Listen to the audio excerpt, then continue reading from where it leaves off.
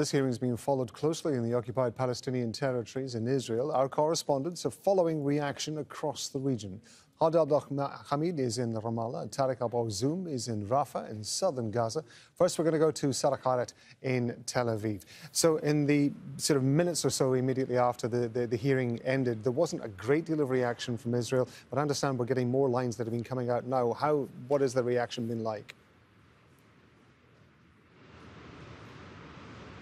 That's right. We've been hearing from Prime Minister Benjamin Netanyahu that's called this lies, and he's also called it an upside-down world where Israel is being accused of genocide, whereas Hamas is the one that is committing genocide, not just against Israelis on October the 7th, but also, he said, against the Jewish people, and he compared it to the Holocaust.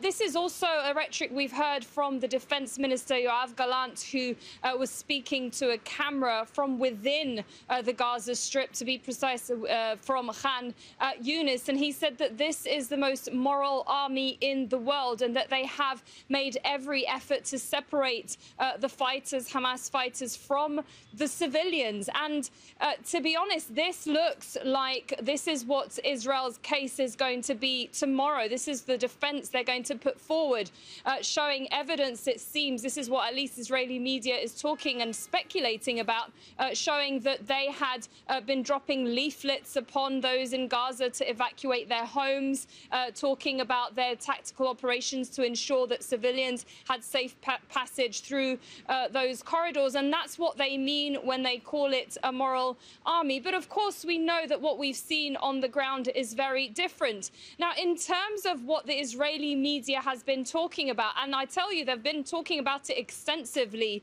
today, is saying that some of those hardliners in this coalition government, such as the finance minister, Bezalel Smotrich, as well as the national security minister, Itamar Ben-Gvir, they were both mentioned as cases that was brought forward today that we saw in the court by South Africa. They believe, the Israeli media has been talking, saying that it's because of those hardline, outlandish comments that have been made against Palestinians, and certainly in terms of Israeli resettlements and pushing out Palestinians out of the Gaza Strip. They believe that this has helped South Africa with its case, and that's why it's been able to take it to The Hague. And that's been one of the biggest concerns so far for them, is that they feel also that the world here is standing against it, certainly with this here in The Hague.